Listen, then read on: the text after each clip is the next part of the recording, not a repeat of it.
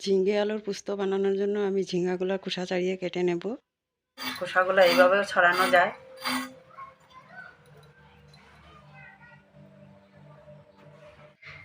ঝিঙ্গাগুলো একদম কচি।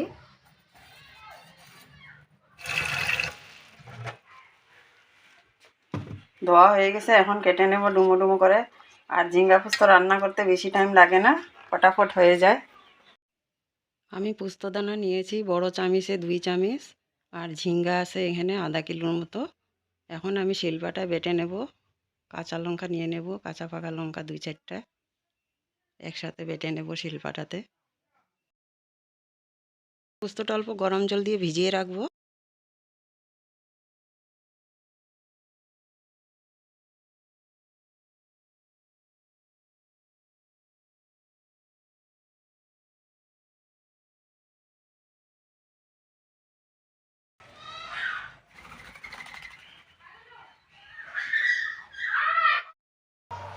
ঝিঙ্গাগুলো আমার কাটা হয়ে গেছে, আমি এইভাবে কেটেছি। আমি এখন শিলপাটায় বেটে নেব পোস্তদানা আর এই লঙ্কাগুলো।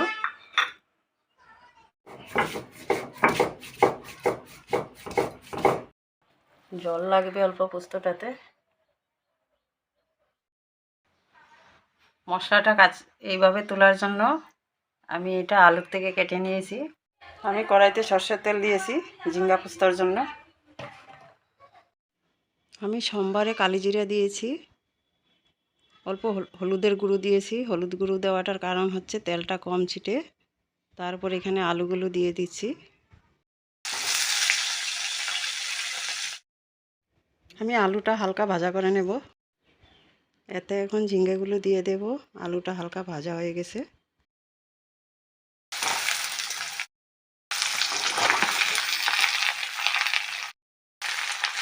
অল্প করে লবণ দিয়ে দেবো আন্দাজ মতো।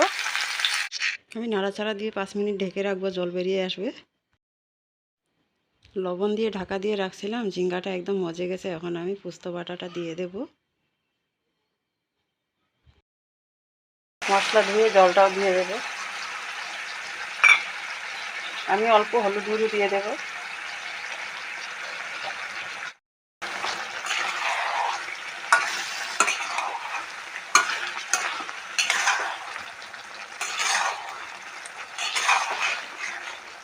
বাজারের ঝিঙ্গাতে বেশি জল থাকে আর সার দেওয়া থাকে, এটা আমাদের বাড়ির বাগানের।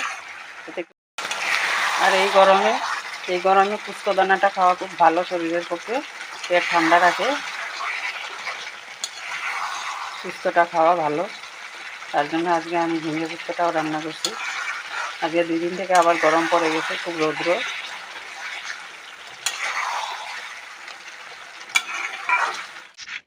কথা বলতে বলতে আমার ঝিঙ্গে পোস্ত তরকারিটা হয়ে গেছে, তুলে নেব।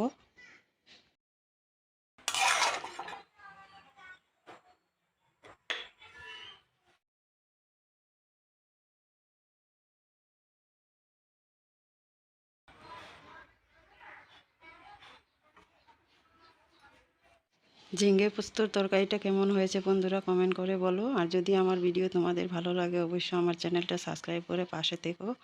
আমিও তোমাদের পাশে থাকবো। আমার দেশের বন্ধু, দেশের বাইরের বন্ধু সবাইকে আমার অনেক অনেক ভালোবাসা। বড়দের আমার প্রণাম, আর ছোটদের সবাইকে আমার অনেক আন্তরিক ভালোবাসা।